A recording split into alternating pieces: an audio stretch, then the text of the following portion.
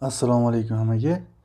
Biz o'tgan darsda Argis Pro yordamida dem bilan ishlab ko'rdik va 3 xil variantda xarita tayyorlagandik. Mana ko'rishingiz mumkin.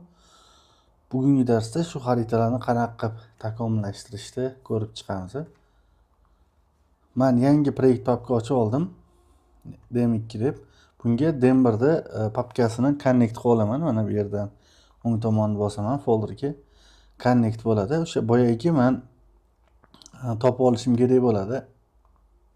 dem1 degan papkamizni ichidagi o'sha tuman viloyat tuman chegarasini va demlarni olaman.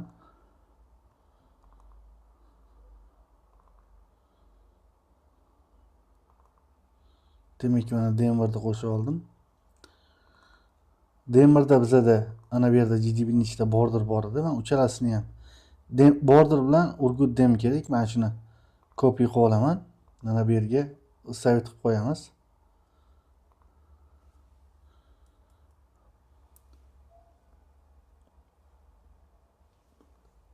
Xo'p, endi menga yana qo'shimcha ikkita map kerak bo'ladi. O'sha mapni ham bu yerda yaratib olaman. Demak, bu eskilari qolib ketgan ekan, buni o'chirib olaman. Demak, yangi map yarataman. Ana buni new map deyman.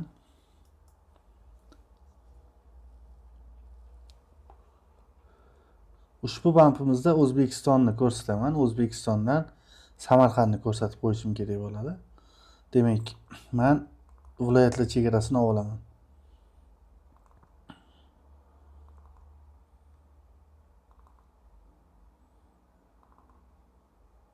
Demak, viloyatlarni mana o'zimga tashlab oldim. Har doimgidek buni koordinatasini web merkatorga o'tkazaman. Xo'p, mana bu ko'rinishda bo'ldi. Buni rangini sal o'zgartiramiz, boshqacharoq. Avval buni eksport qilib olsak yaxshi bo'lardi. Ya'ni o'zimizga har safar mana shunaqa eksport qilib olganimiz yaxshi.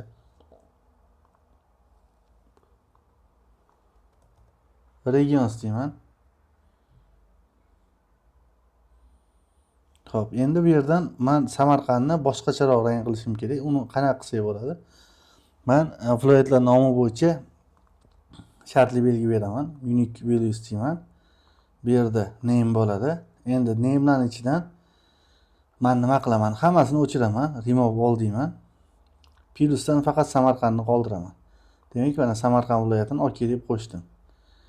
Va mana bu yerdan include all others value bordi. Bu ko'rinishda turibdi. All ga biza demak, mana bu yerdan xo'p, bu rangni tanlaymiz. Samarqandga qizilroq rang qo'yamiz. Demak, Samarqandni qizil rang qilib qo'yamiz. Mana bu ko'rinishda bo'ldi. Demak, bu kartamiz o'zi yetadi. Bundan yana bitta zoom tool'ga qilamiz. Mana joylashdi, yetadi. Endi ikkinchi menga map 2 kerak bo'ladi. Demak, buni nomini o'zgartiraman. Rename deyman. UZB dedim. Yangi bitta map yarata olaman. Buni nomini birdaniga Samarqand qilib o'zgartiramiz. Demak, rename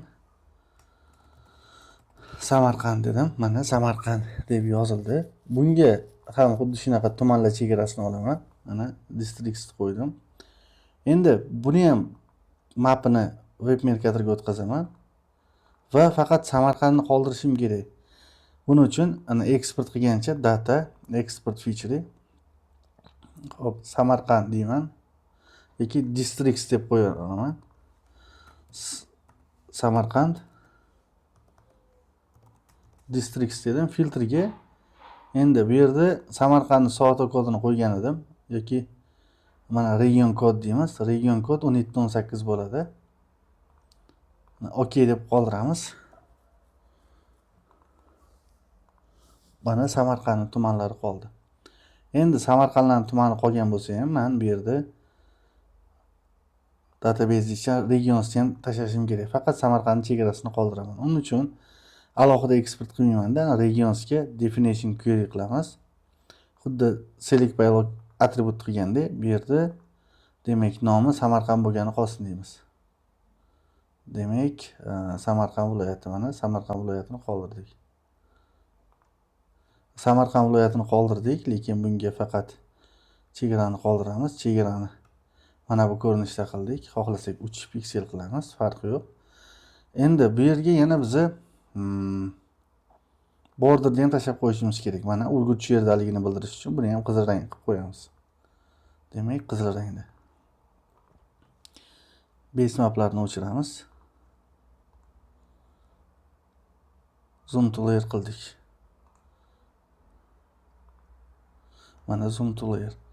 Endi birinchi mapimizga qaytamiz. Bu Urgutga bizga border kerak bo'ladi. Mana borderda buni ham web markatorga o'tkazaman koordinatasini. Keyin Urgut demni ham tashlaymiz. Mana Urgut dem borderda chegarasini qora rangda ko'rsatamiz, qalinroq qilib. Endi esingizda bo'lsa buni shaded relief qilgandik. Xohlasak mana shaded relief, farqi yo'q. Kutamiz, mana bu ko'rinishda bo'ldi. Endi xohlasak shaded relief emasda, masalan, men shaded relief menga yoqmayapti. Buni stretch tanlab turib, o'zim bilgan birorta reliefga o'tkazaman. Rangga o'tkazaman. Demak, show namesga kiramiz. Xo'p, mana birinchisi bor edi. Xohlasak birinchisi. Xohlasak mana ikkinchisi ham bor.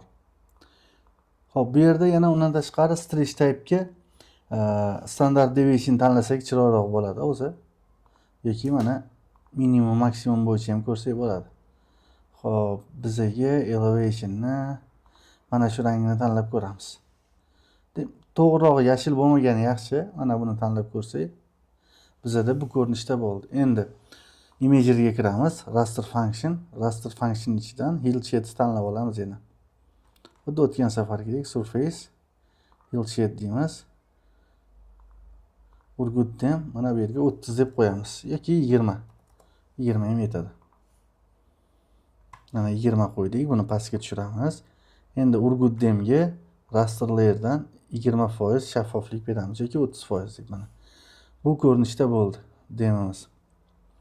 Xohlasak boyagidek rang yoqmasa, rangini mana bu yerdan elevationni boshqachalari ham bor, o'shani tanlasak bo'ladi. Masalan, deylik mana bu rang. Buni endi 20 qilib ko'ramiz. Mana bu ko'rinishda bo'ldi. Xo'p, bu sal o'xshamadi.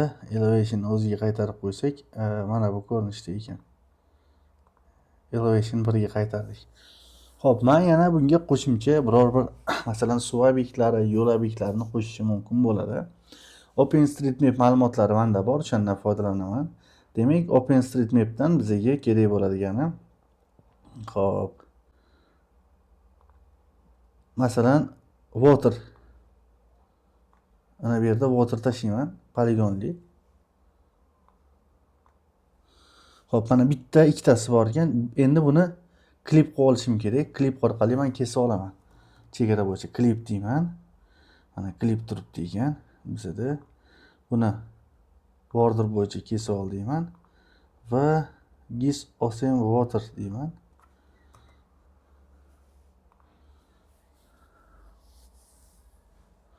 Xo'p, mana menga kesib berdi. Faqat buni rangini o'zgartiraman. Rangini masalan ko'k rangga o'zgartiramiz. Mana bu ko'k rangi, buni kichikroq qilamiz. 0 piksel qildim. Mana ko'k rangda bo'ldi. Ikkita suv obyektimiz bor ekan. Endi xuddi shunaqa water waste ham tashab olaman. Buni klip orqali water waste deyman. Water waste deb saqlanib qildim. Mana rang knopkasini bosaman. Eskilarni o'chirdik. Buni ham rangini ochroq ko'k qilganim yaxshiroq. Demak, mana bu ko'rinishda taxminan, ya'ni shu yerdan suv tushadi yoki salgina to'qroq. Xo'p, mana bu ko'rinishda bo'ldi. Endi bizda men ularni o'chirib turaman. Mana kichikroq joylarni kesib tashlayman. Masalan, deylik, mana bu.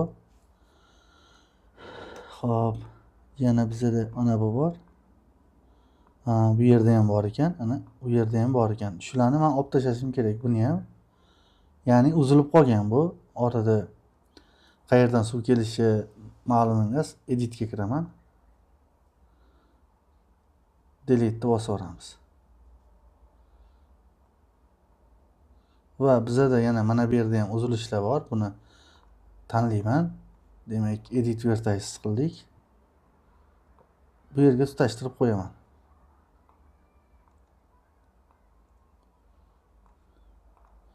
Mana buni tutashtirdik. Endi bu yerda ham tutashadigan joy bor ekan. Buni ham edit qildik.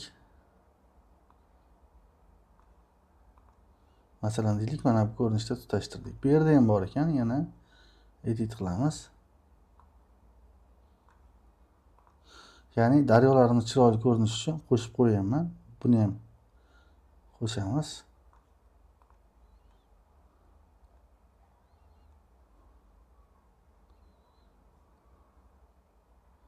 Xo'p, hozircha demak mana shuni o'zi yetadi. Buni saqlanib qildik. Xo'p, qolganlarini ham proyektni o'zini ham saqlanib qilaman. Endi Urgutdemni yoqdik.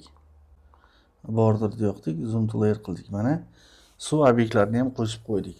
Bu misol uchun suv qayerda kelganini ko'rsatsa bo'ladi. Endi bu yerda watershed orqali bu yo'nalishlarni ham qilsa bo'ladi. Bu aniq suv kelib turganlari OpenStreetMap'da borlari. Yana bunga masalan roadslarni qo'shsak bo'ladi. Hozir agar roadslarni qo'shib bo'lsa, bundan foydalanib ko'ramiz. Masalan, roads tashladim. Roadsni klip qilaman. Demak, roads deyman.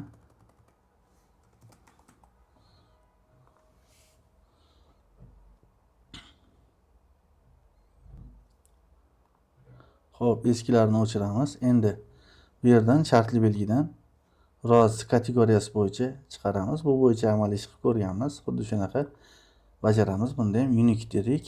Ana buni F class bo'yicha edi. Endi F classdan biza hammasini o'chiramizda primaryni qo'shamiz birinchi navbatda. Demak, primaryni qo'shdik. Qo'shish uchun mana bunga kiradigan bo'lsam, hop, menga plusni bossam chiqishi kerak. Kutamiz. Hop. Xo'p, mana bizada primary bor ekan. Primaryni qo'shib oldik. OKni bossak, mana bizada faqat eng asosiy yo'llar chiqdi. Endi plus bosamiz, primary link bor edi, ya'ni qo'shimchasi yoki secondaryda yuklashimiz kerak bo'ladi. Xo'p, kutamiz. Mana secondary. Xo'p, secondaryni ham qo'shdik, lekin bu yerda secondary bo'linmadi.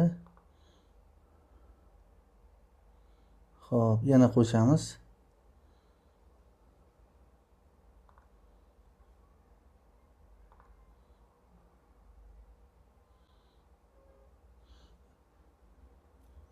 Xo'p, yoki mana bunaqa qilamiz. Demak, hammasini qo'shib olamiz.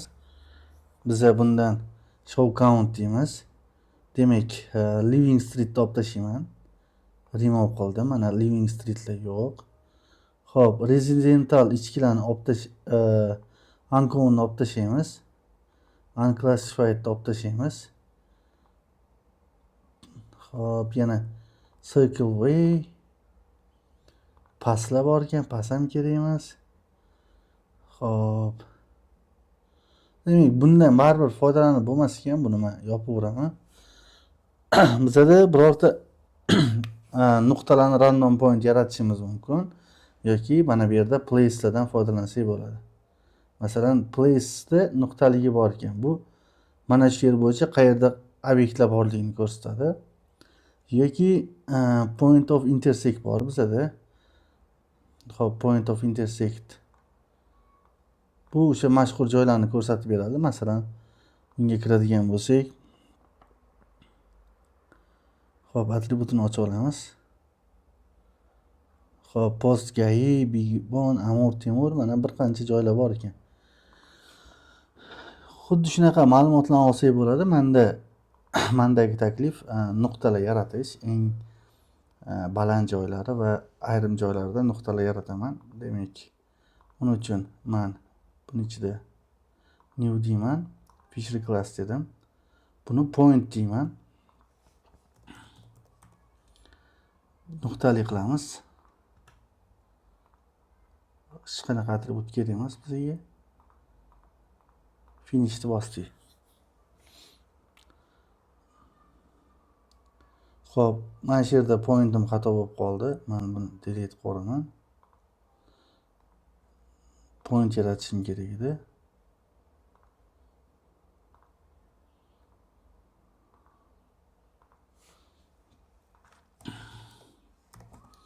Point dedik. Buni point deymiz va finishni bosamiz. Pointimizga taxminan shartli belgi beraveramiz. Menga qolsa ana 3 burchaklar yaxshiroq. Demak, create'ni bosdik. Ana create'ni bossak point chiqdi. Masalan, har xil nuqtalardan men olaman, ya'ni yarata olaman.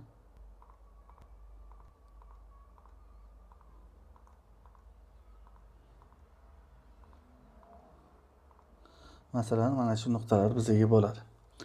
Xo'p, bizda eski pointni o'chiramiz. Suv obyektlari qolib ketdi. Demak, waterways'larni tushirib olishim kerak. Waterways'larga keldik. Mana buni ko'k rangda rangini to'g'rilaymiz, shartli belgisini. Demak, 2 point deymiz. Ko'k rangni tanlab qo'yamiz. Mana bu ko'rinishda. Bu pastroqda turishi kerak. Xo'p. Endi sal 2 point kattaroq ekan, 1.5 deymiz shuni. Mana 1.5 qildik. Saqlanib qolamiz. Breakni ham saqlanib qolamiz. Endi shu nuqtalarga balandlik qiymatlarini yozib chiqishimiz kerak. Demak, biz value to point degan tooldan foydalanamiz, ya'ni shu nuqtada tagida turgan raster bo'lsa, masalan, dem bo'lishi mumkin, anyway yoki tuproq bo'yichami, yo bo'lmasa umuman temperatura nuqtaga yozib beradi. Extract value to point deymiz. Demak, bu yerda pointni biz xo'p, mana uni papkadan ko'rsata olaman. Demak, demo 12 dan point olamiz. Bu yerda Urgut dem bor edi. Urgut demni ham bazadan ko'rsatamiz. Menda bu yerda xatolik ko'rsatadi. Xo'p, rang knopkasini bosdik. Kutamiz endi. Xo'p, mana extra point bo'lib qoldi. Bu pointni o'chiramiz.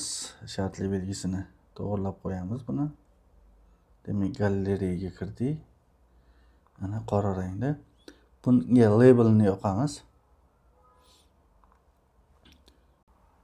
Demak, atributini ochib ko'ramiz. Atributida raster value yozdi. Shu asosda mana labelingda raster value turibdi. Biz bunga valuelarni sal boshqacharoq ko'rsatsak bo'ladi. Misol uchun deylik, mana bu ko'rinishda. Buni kattalashtiramiz. Mana bu ko'rinishda bo'ldi. Xo'p, yana bir marta buni zoom to layer qilamiz, saqlanib qolamiz. Bo'ldi endi. Bu safar biz buni A3 formatda tayyorlaymiz. Demak, A3 albomni tanlayman. Mana A3 albomni. Bunga ham o'lchamlarni qo'sha olamiz. Demak, o'lchamlar bu yerdan 2 add guide dedim. Mana 2 ga turibdi yoki 3 birlik. Ya'ni bu yerdan 3 birlik qildik. 1 2 3. Bu yerdan ham shunaqa. Taxminan 3 birlik bo'ldi. Salgina kamroq bo'ldi, hech qisi yo'q. Buni ham 3 birlik deymiz. Buni ham 3 birlik deymiz. Mana bu ko'rinishda bo'ldi. Biz endi bu yerga map qo'shishimiz kerak, map frame. Mana buni qo'shib olamiz.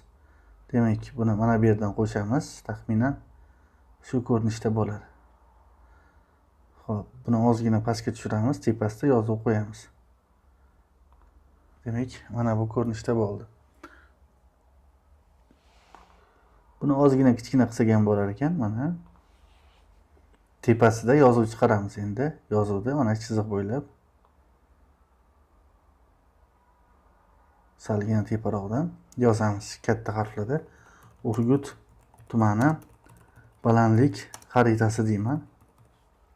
Mana bo'ldi. Buni property'larni o'zgartiramiz. Demak, text simvolni birinchi navbatda biz bold deymiz, qalinroq bo'lsin. Buni taxminan 26 qilib ko'ramiz. 26 qilsak yetarmikan?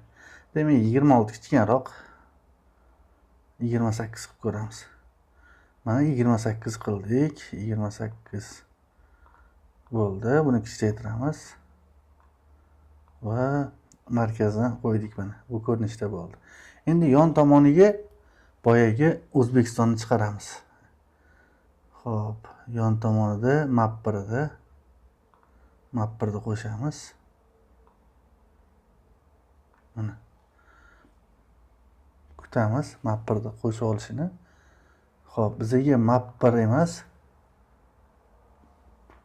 Xo'p, Samarqand bo'lib qolibdi, keldi, shuni to'g'rilaymiz. Mapga kirib Samarqanddagisi bu UZB deyman.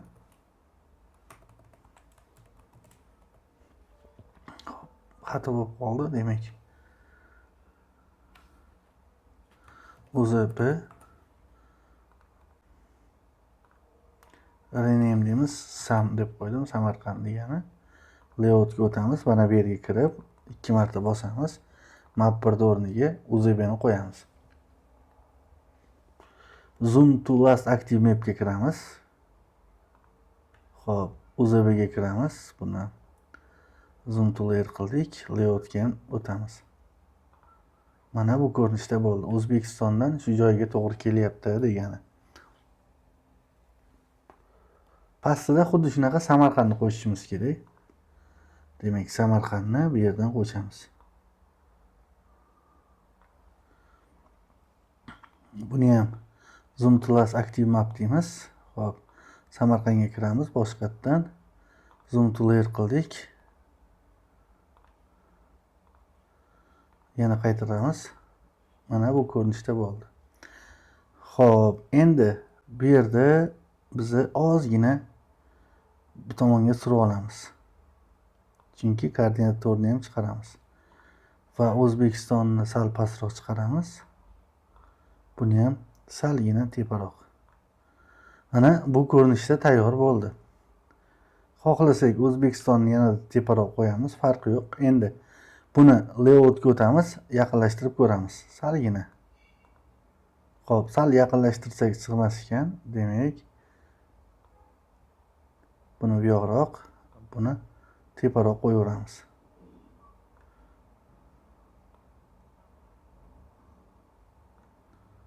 Xo'p, buni ham yaqinlashtiramiz. To'g'riroq kattalashtiramiz, teparoq va chaproq. Mana bu ko'rinishda bo'ldi. Pastida endi biz yozuvlar, shartli belgilar va boshqa ma'lumotlarni kiritsak bo'ladi. Xo'p, agar bu yerda hammasi yetarli bo'lsa, demak, biz yana insert qismiga o'tib strelka qilib ko'rsatsak bo'ladi. Demak, strelka qanaqa bo'ladi? Masalan, deylik, biz buni bundoq olamiz. Strelka deymiz. Strelkani qo'ydik. Strelkani simvolini to'g'rilasak bo'ladi. Masalan, qizil rangda ko'rsatishimiz mumkin. Buni 14 point qilishimiz mumkin bo'ladi. Yoki yanada kattaroq. Kichiktiramiz ozgina. Mana. Xo'p, yana agar kichkinalik qilsa, buni simvolini line arrowga kiramiz. To'g'ri simvol ham bo'ladi. Simvoldan buni 30 ga to'g'rilab qo'yamiz. Mana bu ko'rinishda. Xo'p. Yoki biz strelka qo'shadigan payt strelkama chiziq bilan ko'rsatsak ham bo'lar ekan buni. Masalan, mana line degan joy bor. Buni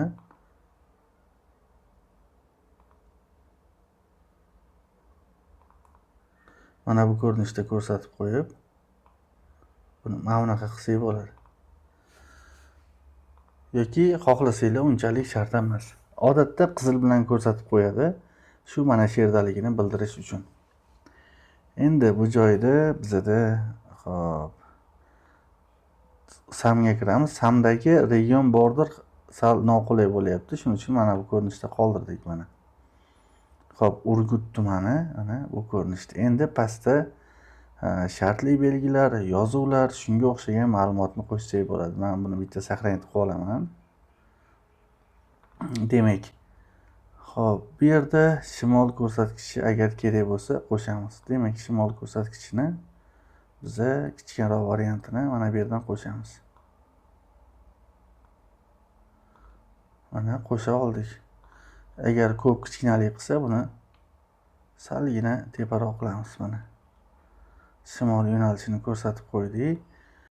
Endi pastga legenda qo'yamiz. Demak, yana legendani tanladik. Mana shu joyga qo'yamiz. Hozircha legendani ham barchasini qo'ymaymiz. Demak, biz buni o'chiramiz bu yerda. Buni tanlab turib legend bosishimiz kerak, chunki 3 ta map bor. Bizda mana bu ko'rinishda bo'ldi. Bu yerdan ekstra pointlarni olib turamiz. Xo'p, bizga faqat Urgut dem kerak. Ustiga 2 marta bosaman. Xo'p, buni chiqarib turamiz. Xo'p, headingni olib turaman mana bu ko'rinishda. Buni biz horizontal qildik. Vizini 50 qilaman. Bunisini 30 qilamiz. Demak, enini 30 qildik. Xo'p, bu ko'rinishda bo'ldi. Endi 45 gradusda 90 gradus deyman. Buni ham 90 deyman. 90 gradus bo'ldi mana bu ko'rinishda. Buni agar bizda yana kengroq qilamiz desak, masalan, buni 60 desak bo'ladi. 60 dedik. Balandligini bu ko'rinishda ko'rsatdik. Endi bu description unchalik kerak emas, indent ham kerak emas. Xo'p, yozuvni bir ko'rishimiz kerak, text simvolini. Xo'p, text simvolini 12 deb qo'yamiz. 12 qildik, bular 12 pikseldan bo'ldi. Xo'p, hozircha shu yetadi. Buni sal buyoqroq qo'yamiz. Xo'p, bizga yana legendani qo'shishimiz kerak. Demak, legend mana bu yerda. Xo'p, bu yerda point kerak bizga, water base kerak, border kerak. Mana shu uchalasini qoldirishimiz kerak bo'ladi.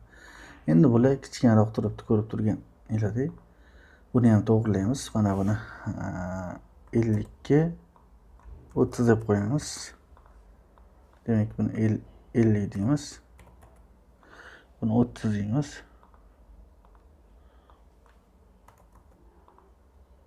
Demak, o'zidan kattalashtirar ekanmiz. 50 gacha bormas ekan.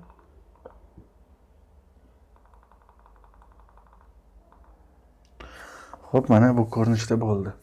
Endi bunga ham biz hop 30-50 dedik, yaxshi. Endi indentlarni yo'q, indent kerak emas. Bizda orqaga qaytamiz. Legend aytimida bu yerda legend degan so'z kerak emas. Mana shu uchalasini o'zi qolsa bo'ldi.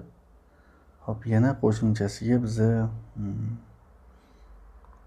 demak parametrlarni ko'rib chiqamiz. Bu yerda labels qancha bo'lsin degan. Labelslarni men 50 deyman. 50 mm joy qolsin dedik. Description ham 50 deyman. Endi spacing degan joy bor. Category, group layers, heading. Mana bu yerda label va mana buni tanlaymiz. Buni 15 qilib qo'yaman. Ya'ni bu ikkalasini orasidagi masofani so'radi. Xo'p, endi biz itemslar orasida ham 15 qilib qo'yamiz. Mana orasini kengaytirib ko'rsatib berdi. Bizga demak shuni o'zi yetadi hozircha. Buni bu ko'rinishda qo'ydik. Buni bu yerdan qo'yamiz. Demak, tepasida shartli belgilar deb yozuv yozsak, masala hal bo'ladi. Xo'p, endi bular sal kattaroqdek tuyulyapti. Keling, shuni sal kichkinalashtiramiz. Ko'p katta bo'lib ketibdi. Demak, 40 deyman buni. 40 ga 25 deymiz. 40 ga 25 ham. Xo'p, bunda ham shunaqa. Buni ham olamiz. Xo'p, 50 ga 60 dedik, 60 ni 40 deymiz.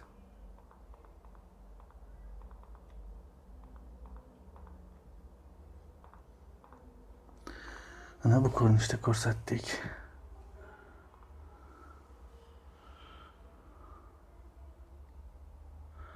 Xo'p, bizga mana shuni o'zi yetadi.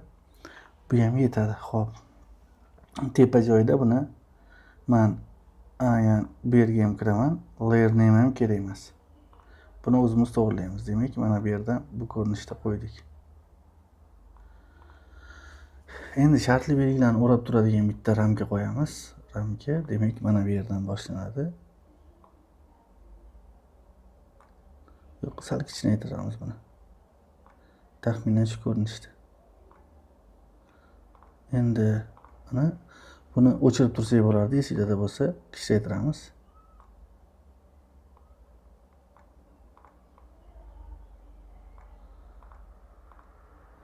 Buni ham kichraytiramiz. Pastkatiramiz. Xo'p, endi mana bu joyda extra points degan joyda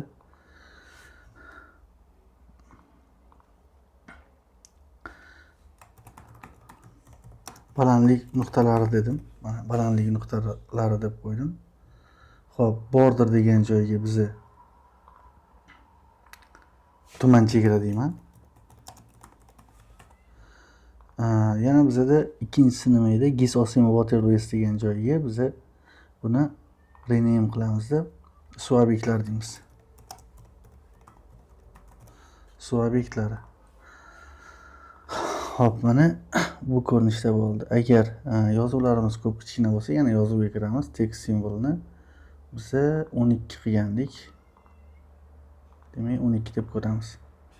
Text simbol 12 bo'ldi. Xo'p. Bu yetarli.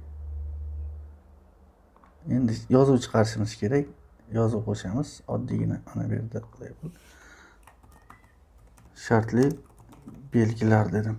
Shartli belgilar dedik. Buni kattalashtirsak bo'ladi. Ana, o'zi kattalashdi.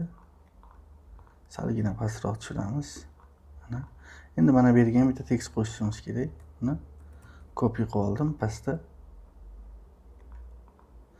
Text simvolga kiramiz. 12 ga to'g'rilayman. 12 bo'lsin bu ham. Apply dedik.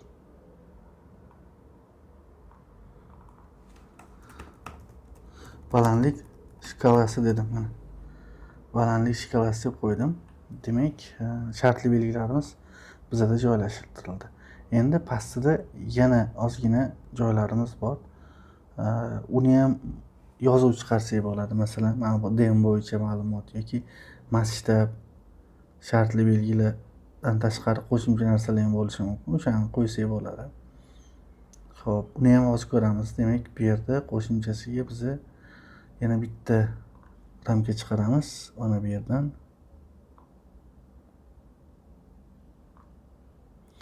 Yoki birorta rasm topamiz. Demak, Urgut tumani bo'yicha Urgut tumani deb yozdim. Xo'p, internetim o'chirilgan, internetda olamiz. Demak, Urgut tumanida birorta rasm topamiz. Urgut tumani deb yozdim. Xo'p. Mana Wikipediyada bitta rasm bor ekan. Yoki umuman Wikipediyaning o'zida kirib ma'lumot olsak bo'ladi. Xo'p, ma'lumotlarimizdan bittasi. Xo'p, mana bu rasm bo'lsa, qanaqadir masjid bor ekan. Demak, shuni copy qilib olamiz. Copy image dedik. Bu yerga balki vyставить qilib bo'lar. Kutamiz. Paste dedik. Xo'p, mana qo'shib bo'ldi. Buni kichkinaroq bo'lsa ham mana bu yerga joylashtiramiz.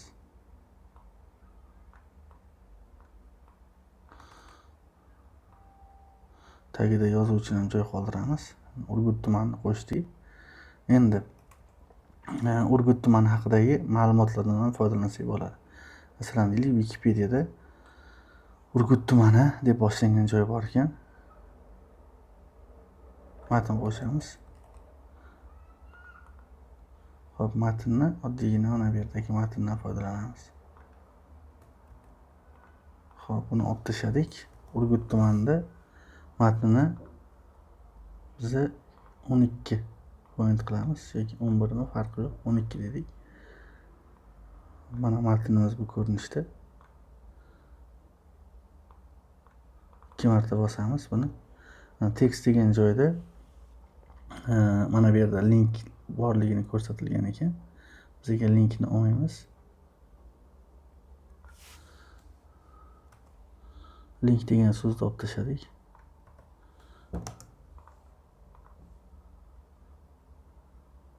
Samarqand viloyatidagi tuman dedik.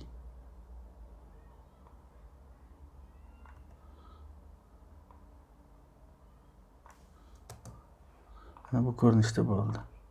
Kuchaytiramiz.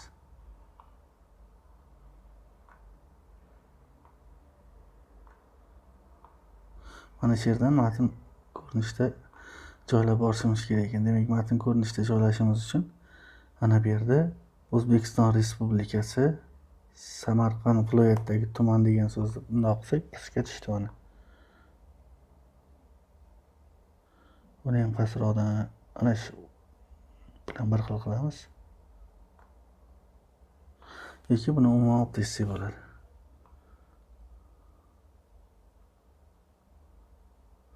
Buni umuman olganda mana shu yerdan to'g'rilab qo'yar ekanmiz. Mana bu yerga bitta men gayd qo'shaman, chiziq bilan bir xil bo'lishi uchun. Yaqinlashtiramiz buni.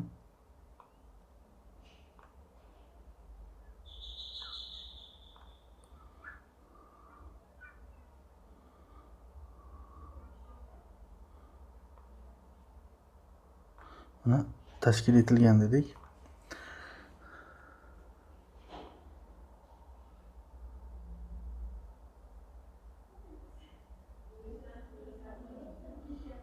Demak, shu joygacha bo'lgan ma'lumotlarni olamiz.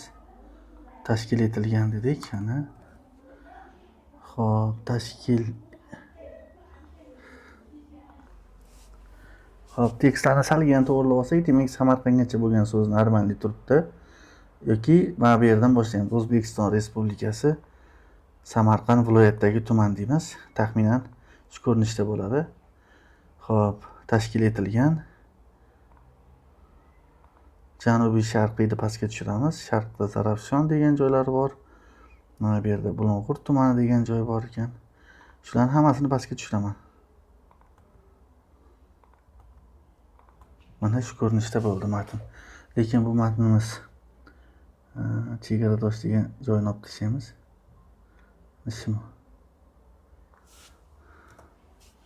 Mana bu ko'rinishda bo'ldi. Endi shu joyda bizda bitta savol tug'iladi. Men Urgut tumanini qalinroq yozmoqchiman. Help with dynamic textni bosaman. Bu ya'ni yozuvlar bilan dinamik ishlash uchun kerak bo'ladi. Yoki qalinroq chiqarmoqchi bo'lsak, o'sha uchun kerak bo'ladi bizda. Demak, mana dynamic textlarni ko'ramiz. Bizga bold degani kerak. Demak, bold deymiz. Bold yo'q ekan. Graphic textga o'tamiz. Bu yerdan modify degan joy bor. Yo'q, bizda format ham bo'lar ekan. Format ham yetadi. Mana bu yerda format turibdi. Format date and dynamic date time yo'q, bu emas. Hop. Argis Pro layout format text deymiz. Balki bordir, hozir ko'ramiz buni internetdan. Xo'p, mana bu yerda bor ekan, bold bor ekan. Bold degani qalinroq. Hozir tekshirib ko'ramiz. Demak, bu yerda katta harf bilan bold deb yozamiz. Va bu yerda ham teskari bilan bold deb yozamiz. Ya'ni shuni ichidagi o'zgarishi kerak. Hop, kutamiz. Mana Urgut tumani deyilgan, ketdi, o'xshadi. Maydoniga ham xuddi shunaqa bold deb yozamiz. Bold va mana bu yerda ham bold. Yopamiz. Bu yopilishi kerak. Maydoni shuncha. Aholisiga ham bold deb yozamiz.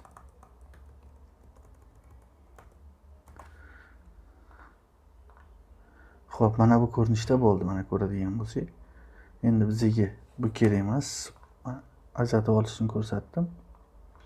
Xo'p, text symbol degan joy bor. Endi text symbolda biza mana position degan joy bor. Positionni xohlasak markazga qo'ysak bo'ladi mana. Word'dagidek xohlasak teng taqsimlab olsin deb ko'rsasak ham bo'ladi. Mana bu ko'rinishda ekan. Xo'p, yana bizada vertical alignment, rotation, xo'p.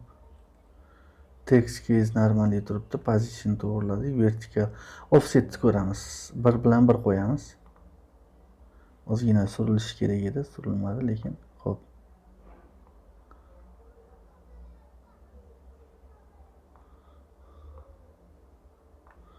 Xo'p, Hop, buni mana shu ko'rinishda qoldirib yurar ekanmiz. Surilib ketdi nimagadir.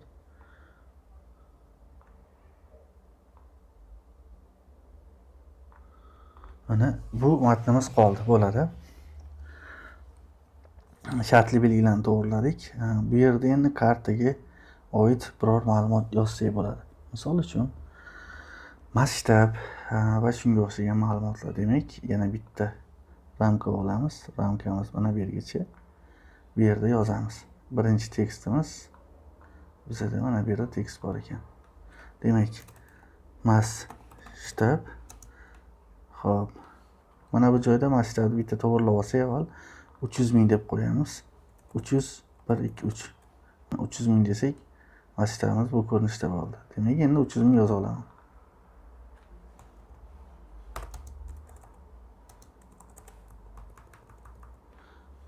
Birga deyman, 300 ming deyman. Mana bu ko'rinishda bo'ldi.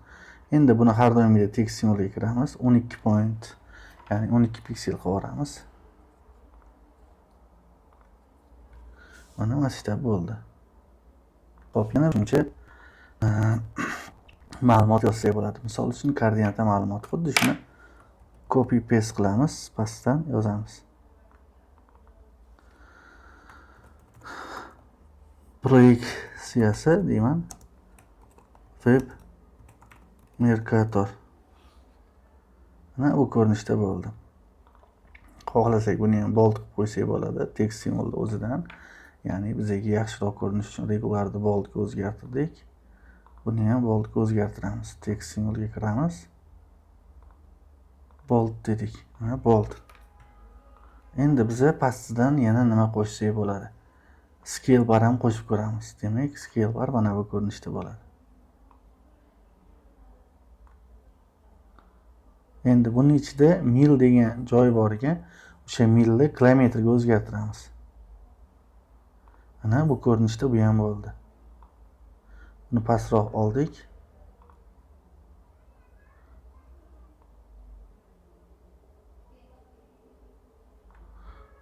Xo'p, buni tepaga chiqaramiz.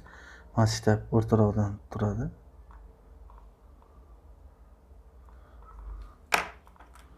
Bu yerda to'g'rilab yozamiz. VJS 1984 Web Mercator 3857 deb qo'yaman. Buni tushunish boshqalar tushunib oladi bitta ko'rganda. Demak, bu ko'rinishda yozdik.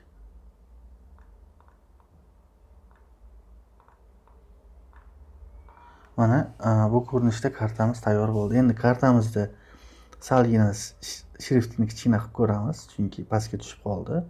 Iloj bo'lsa buni ham 12 qilib ko'ramiz. 12 deymiz. 12 desak, mana bu ko'rinishda bo'lib qolar ekan. Demak, 12 qilamizda buni ham ramkaga olamiz. Demak, ramkamiz mana bu yerdan boshlanadi. Bu yergacha. Hozircha ramkamizda mana bu yerda ramkalarni tanlamaydigan qilib turamiz.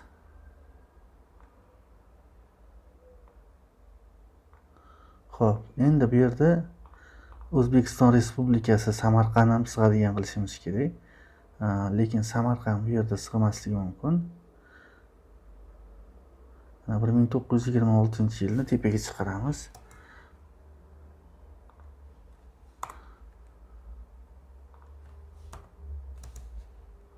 Xo'p, o'zgartirib ko'ramiz. Demak, mana shu ko'rinishda bo'ladi deb hisoblaymiz hozircha. Xo'p. Endi men buni bitta saqlanib qolaman. Proyektni o'zini va share qilib ko'raman. Export layout bo'ldi. WebJPEG dedik. Xo'p, WebJPEGni ko'rib chiqamiz. Demak, bu yerda layout 1 bo'ldi. Mana buni 600 deb ko'ramiz.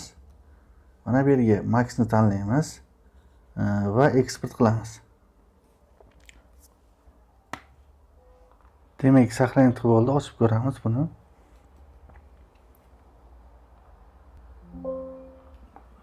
Bizda kartamiz bu ko'rinishda bo'ldi. Endi kartamizga ko'radigan bo'lsak, juda oddiy turibdi.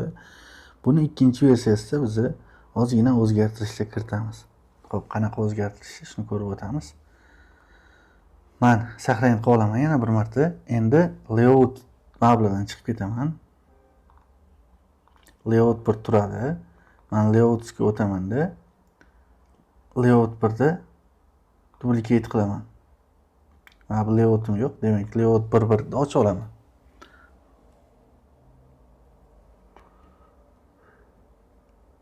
Endi mana bundan boshlaymiz. Demak, bu yerga biz grid qo'shamiz. Bizda tayyor gridlar bor, o'shandan foydalansak bo'ladi. Mana bu yerda xohlasak turli xil stillarda bor. Xo'p, mana buni tanlaymiz. Tanladik. Endi xo'p, bunga kiramiz. Ustiga 2 marta bosaman. Ko'radigan bo'lsak, bizda nastroykalarimiz bor edi. Nastroykalarni to'g'rilaymiz. Xo'p, uning uchun men bu yerda gridni tanlab olishim kerak. Bularni yopib turaman. Xo'p, mana grid bor ekan. Gridga kirdim. Xo'p, endi simvol degan joyga kiramiz. Simvol joyida biz buni 2 qalinlikda ko'rsatamiz. 2 bo'ldi. Orqaga qaytamiz endi.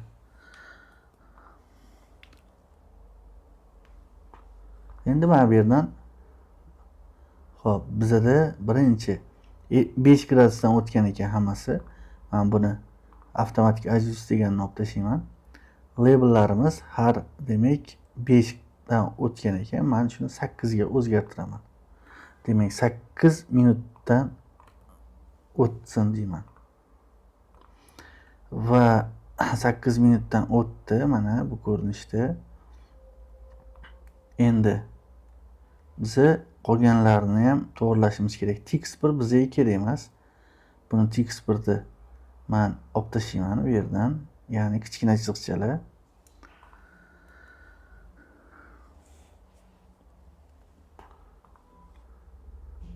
Xo'p, textlarni ham 8 deyman. Bu yerda o'zgartiraman. Bu yerdan ham 8 dedim. Grid linesni ham 8 deyman. Endi labelimizni kattaroq olamiz, ya'ni font size'ini kattalashtiramiz. Labelga kirdik. Hop, label mana. Har doimgidek buni ham 12 qilib qo'yamiz. Mana 12 bu ko'rinishda bo'ldi. Xo'p, qayerdadir mana bu yerda xato bo'ldi. Demak, textga kiramiz. 8 ga 8, grid lines ham 8 ga 8 bo'ldi. Buni 8 ga 8 kichkinalik qilib qoldi. Demak, longitude bilan latitude da salgina farqi bor. Shuning uchun latitude 6 deyman.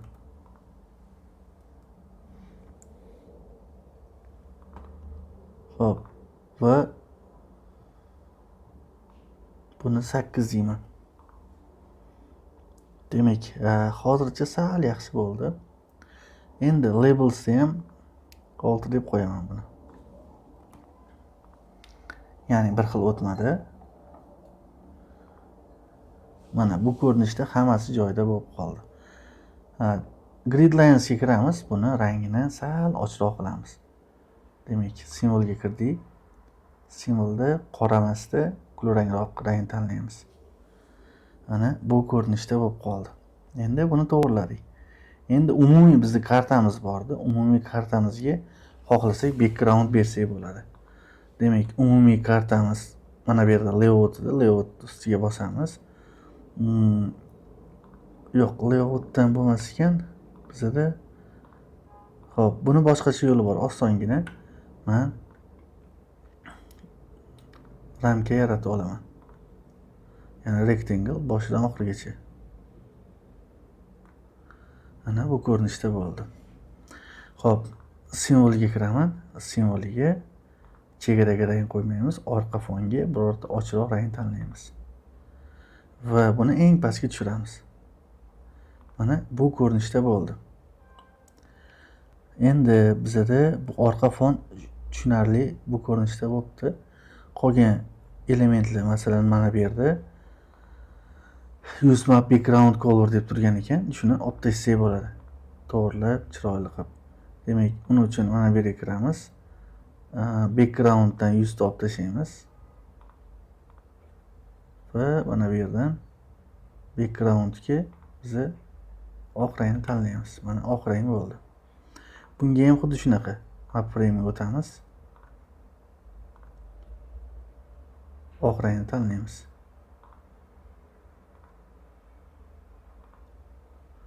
Xo'p, bunisida ham shunaqa qilamiz. Demak, oq rang. Xo'p, agar bizada mana bu rectangle rangi yoqmasa, simvoldan oq emas u, lekin undan pastroq rangni qo'ysak bo'ladi. Misol uchun mana bu yer joyiga turadi. Buni qaytaramiz. Taxminan mana shu rangni tanladim. Ko'radigan bo'lsanglar, mana bu ko'rinishda bo'ldi. Endi mana bu yerdagi rectangle ham bor edi. Bu yerdagi rectangle bizada, demak, o'chirib yoqaman. Bu yerdagi rectangle ham ko'rib chiqamiz. Simvolga kiramiz. Masalan, buni oq rang bo'lmasa, boshqa rang tanlashimiz mumkin bo'ladi. Masalan, mana bu rang. Ya'ni shundan sal pastroq rangda. Xohlasak yana boshqacharoq rang bo'lishi mumkin. Farqi yo'q. Fantaziyadan kelib chiqib turib, men hozircha buni oq qilib turaman va bunga symbol degan joyda outline width'ni qalinroq qilaman hammasi. Outline width qaroq bo'ldi. Endi bunisiga o'tamiz. Bu rectangle-ga o'chirib yoqamiz. Mana bu rectangle. Endi shu joyda ozgina masofani to'g'rilashimiz kerak. Sababi mana bu yerdagi rectangle'imiz, xo'p, sal kichikroq bo'lishi kerak. Orasi bir xil bo'lishi kerak edi. Endi keyingi rectangle'imizni ham ochamiz. Keyingi rectangle'imizni ham sal joyini orasini ochamiz. Bunga ham kirdik, oq rang qo'yamiz. Misol uchun oq rang dedik, 2 apply va buni ham endi eng pastga tushiramiz. Chunki shartli belgilar ko'rinishi kerak. Buni ham pastga tushiramiz. Demak, bunga ham text simboliga 2 point oq rang qilib qo'ydik. Mana bu ko'rinishda bizda kartamiz salgina bo'lsa ham bezak berildi. Agar bu orqasidagi boya aytganimdek rang sizlarga ma'qul kelmasa, buni mana bu yerda color propertiesdan bemalol o'zgartirishingiz mumkin bo'ladi. Mana buni yanada bu ko'rinishga olib kelamiz. Ya'ni oq rangdan ko'ra salgina boshqacharoq bo'lsa yaxshi bo'ladi. Saqlanib bo'lishini kutamiz.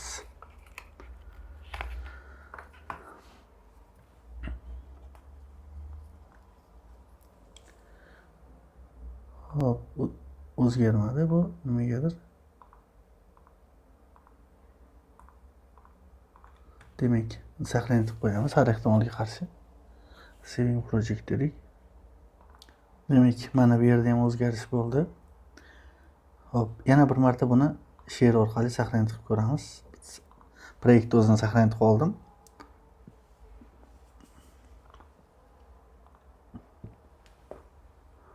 Hozircha 300 bilan layout 11 da saqlanib ko'ramiz.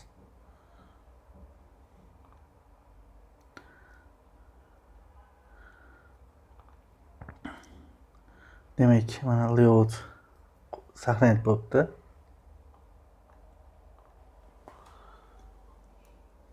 Demak, tekshirib ko'ramiz. Salgina qo'shimchalar qo'shdik. Deyarli unaqa o'zgarish bo'lgani yo'q. Ko'radigan bo'lsak, hammasi joyida. Xo'p, bu yerda xatolik bor ekan. Demak, mana bu yerda chiziq chiqib qolgan. Chiziqni to'g'rilab qo'yishimiz kerak bo'ladi. Xo'p, chiziqni to'g'rilash uchun biz gridga kiramiz. Demak, map frame'ni gridga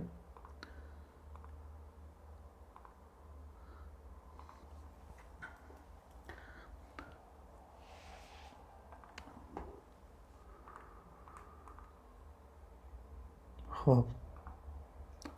8 ga 6 textimizda 0 qo'yishimiz kerak edi. Yo'q, tekst olib tashladik. Mana bu yerda 8 ga 6. Demak, mana shu xato bo'lgan ekan. Demak, buni ham 6 deb qo'yamiz endi. Endi grid line'imiz to'g'ri turibdi. Xo'p, endi yana bir marta saqlanib qilamiz proyektda va layoutni ham qaytarib olamiz. Bu safar 600 dpi dedik. kattaroq, kasbroq chiqsin. Quality maksimal qildik. Odatda bu nagruska bilan saqlanib turadi, ko'proq vaqt ketishi mumkin.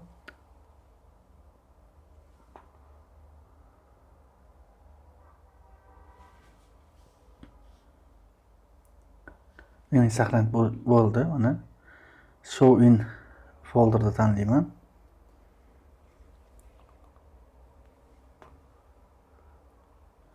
Mana to'rlari ham joyiga tushdi. Demak, agar imloviy xatolar bo'lmasa, mana o'zimni fantaziyamga ko'ra karta tayyor bo'ldi. Kamchiliklar bo'lishi mumkin. Bu yerda bitta kamchilik qolib ketibdi. Strelka. Shuni ham birdan ko'rib o'tib ketamiz. Demak, strelkamiz bizda pastga tushib qolibdi. Shuni topib olishimiz kerak bo'ladi. Yoki o'chib ketgan ekan shekilli. North Arrow'dan biza birorta mosrog'ini olib mana bu yerga joylashtiramiz. Demak, kattaroq joylashtirib qo'yaveramiz. Mana bu ko'rinishda.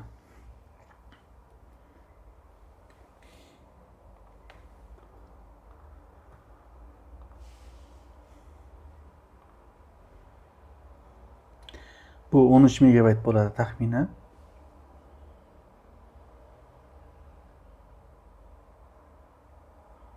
Demak, tekshirib ko'ramiz. Mana ushbu ko'rinishda bo'ldi. Agar xohlasanglar mana bu yerda O'zbekiston, bu yerda Samarqand degan so'zlarni yozsanglar bo'ladi. Xo'p, bugungi darsimiz tugadi balandlik bo'yicha. Videoni yaxshilab ko'ringlar. Savollar bo'lsa yoki takliflar bo'lsa, yana qanaqa variantlar bo'lsa, tayyorlab ko'ringlar.